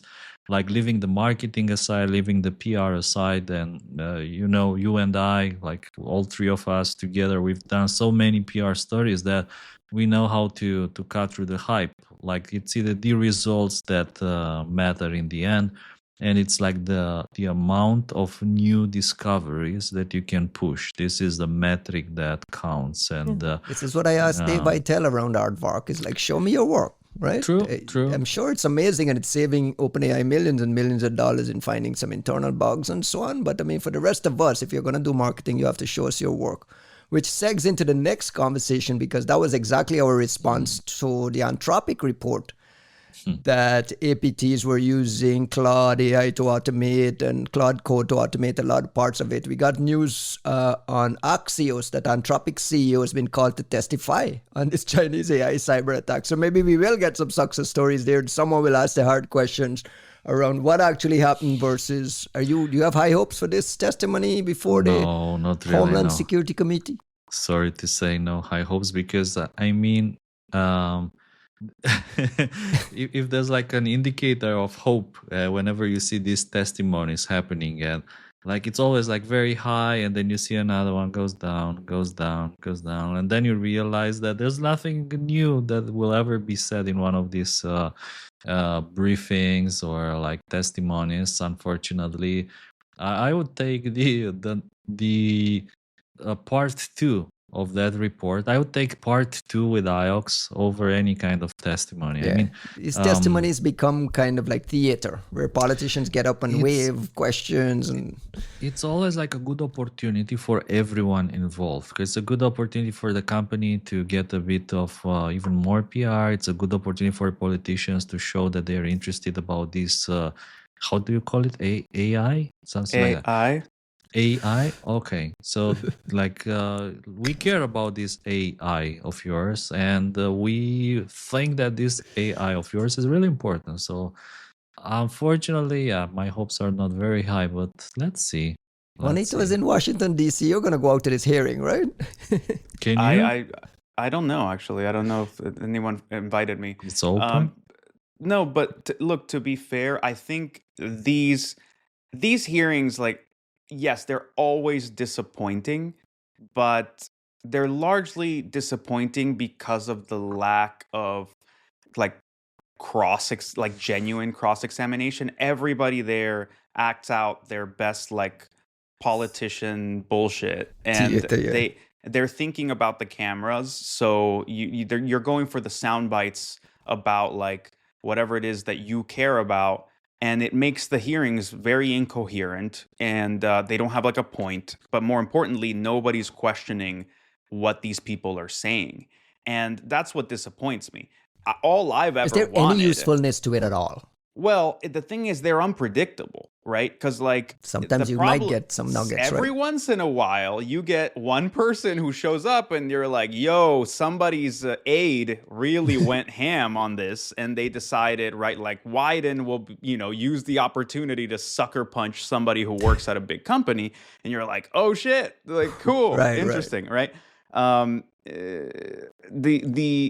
to But me, do we ignore these hearings then? I mean, I'm trying to get a sense of like, we you understand the can't- theater, we understand the politicians using it for their reasons, the companies using it to do their promotions. It's there, it's part of our Yeah. system. Do we just Yeah. completely ignore it, or do we pay attention to it peripherally, hoping that we get something?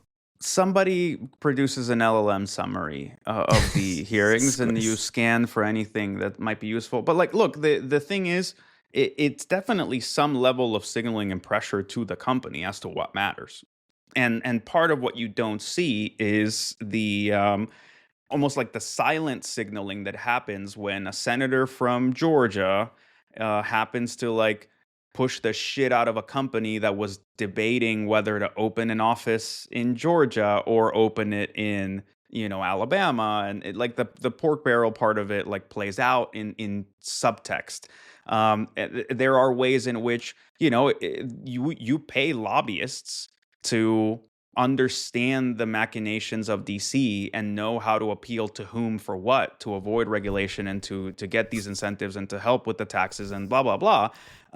And so you are watching some of that stuff play out. And some of the sharper elbows tend to not have anything to do. They almost never have anything to do with the ideals. They have more to do with how how this stuff is sort of playing out in some other more material sense.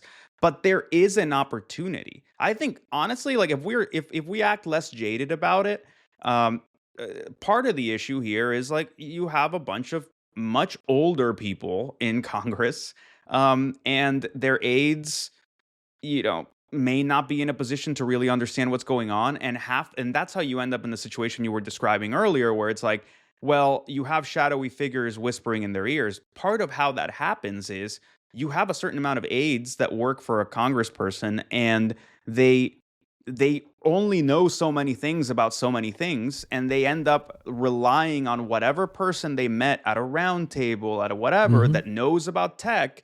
They just so happen to work at Microsoft. They just so happen to work at the Cyber Peace Institute. They just so happen to whatever. And those people are the ones informing the whole conversation. And maybe they even host an event and they sit you down next to 4 other people who all say the same shit. And you go, wow, this is why Igor was in leading DC, right? this is the thinking around whatever cyber attacks and blah blah, and then you go and report that up to a septuagenarian fucking senator who's just trying to do whatever at the hearing he's supposed to be at, and that's all you get.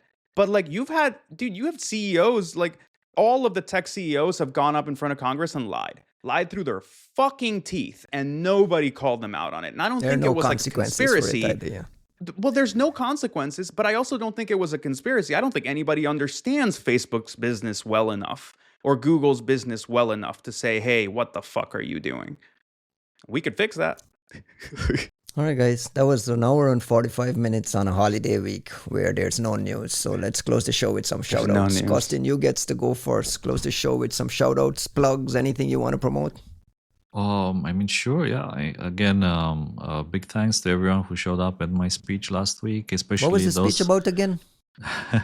I spoke a bit about the fact that we see more and more there's an issue with focusing on 90% of the attacks and ignoring the most sophisticated 10%.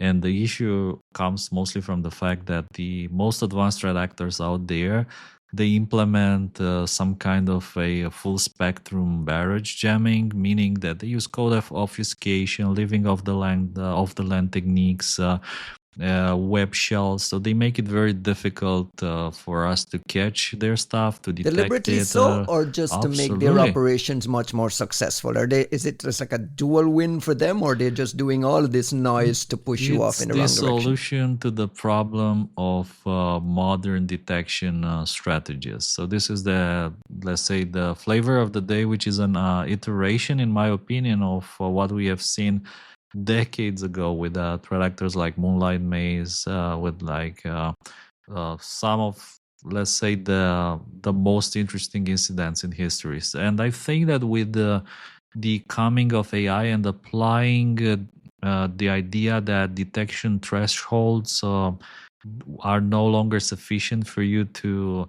spot an attack, but the magic comes when you correlate across multiple data sets in different fields and you spot variations that show an anomaly. Now, with the shout outs, of course, again, to all the people who traveled, especially people who traveled all the way from France to see the talk. Thank you guys. And to all the new friends that I made there, thank you. And I hope, my only hope is that, I will be able to travel more in the near future with the new job, with the company, with TLP Black taking off. I need to travel. I need to be able to do demos, to meet customers. So hopefully, on my next list, there'll be a few more countries and trying to see people and friends that I haven't seen in a while. So yeah, I saw some pictures on Twitter with some old friends as well. You were able to catch up with some of our mutuals. So with our friends, Sergei Malenkovich, who is now living there, and caught up a bit with Inbar Ras, who gave me a very his amazing tequila, his chili flavored tequila. I have two bottles here, one for my friend Dan, one for myself. Of course, and the best thing is that a lot of people came who I think they're longtime listeners of the show, and some of them with the same kind of interests, like martial arts, and it's amazing to be able to talk about common interests and then like completely forget about security and then realize that actually we're meeting because of security, but we're talking about something completely different. You've been going to Israel for a long time. Sorry to interrupt your shoutouts, but you've been going to Israel for a long time. Does it feel different now? Does it feel like what's the vibe? Like last time I was in Israel, I think it was more than 2 years and a half ago. Then, of course, October 7th happened. A lot of people lost their dear ones. So to me, it felt like it's quite a change. It's a change country. People are a lot more aware of things like life is short, for instance, or that you need to do, you can't wait forever. Some people, it was something that somebody told me that after this events, after this experience, he is now seeing the life in a totally different way. Like, stop wasting your life. Like, you need to do something that makes a difference. And when you realize how fragile life is, and how valuable peace is, then you get a new way of motivation and a new way at looking at things around you, like hugging your dear ones, hugging your children, hugging your spouse, and caring about life and seeing life in a way more, positive manner. Juanito, I don't know how you're going to be able to follow that, but do you have any shout outs? I don't have shout outs. I mean, no plugs, no heads up. Holidays are always kind of like a rough whatever. So I hope everybody's had a nice enough time. I will say, if you're bored over the weekend, go watch The Thinking Game. It's a documentary about Google DeepMind, and AlphaGo I think is a more exciting documentary. Like, if you want to show people who don't necessarily care about AI, AlphaGo is a more exciting one. The Thinking Game is a little more, boring-ish, more intellectual, but I think really explains the approach that DeepMind is taking and why it's different to some of the other AI frontier labs. But also, like, look, I give Google a lot of shit, and on the security side, but I am a huge fan of DeepMind. Like, Demis Hassabis is the right kind of like honest intellectual luminary for a frontier lab, and he has used the vast resources given to him by being at Google to do genuinely amazing things for humanity. AlphaFold is a genuinely life-changing, like, there's a before and after period in some part of human development, and it's because one dude, obviously marshaling an amazing team, but one dude had the foresight and the executive power and the wherewithal and the leadership to look at people and say, we're going to do this shit, and instead of trying to sell it, we're just going to give it to everybody, and we're going to do all of it, and you're just going to advance for humanity's well-being. And I think it's cool as fuck. And now that Gemini 3 is out, and I can actually feel the effects of what they do, I'm just a huge stan for what DeepMind's up to right now. So go watch the documentary, and let me know what you guys think. And in that same vein, once you watch that, go read what little we know about the Genesis mission, which is this huge project that the U.S. government has announced around building a closed loop AI experimentation platform with the, taking advantage of the national labs. That shit, I mean, I don't know what it's going to turn into, but if we're really serious about that, like, that's a no joke interesting thing. That's part of the whole states not regulating AI conversation as well. It's this building an AI tech stock that is US based and that we can ship externally and get that to be the underlying thing. That'll be interesting to watch as we move forward. From my side, shout out to our friends at Material Security for sponsoring the podcast. These guys were the first to come out, and incoming, we didn't reach out to them. They reached out to us about sponsoring the show. And we've actually got some more interest as well. We've got the folks at Thinkst Canary. Harun Mir's company has expressed some interest in sponsoring the show, so you'll hear from a lot more from them.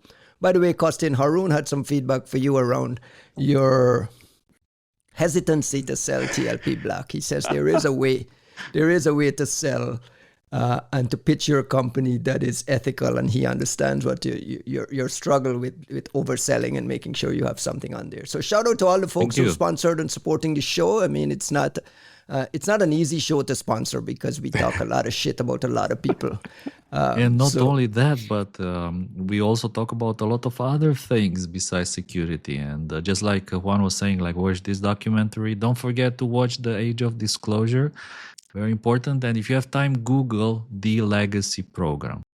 Legacy program. I already know this is a conspiracy theory thing about aliens. I don't know what it is. How would you know?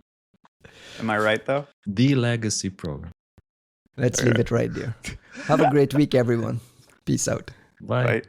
This episode of The Three Buddy Problem is brought to you by Material Security, the smarter way to protect Google Workspace. Your Gmail and Google Drive hold the keys to your company's data. Instead of juggling half-broken detections and manual triage, Material Security gives you one platform that automatically finds, investigates, and fixes account threats across email, files, and users. Material Security, protecting cloud and email assets from the inside out.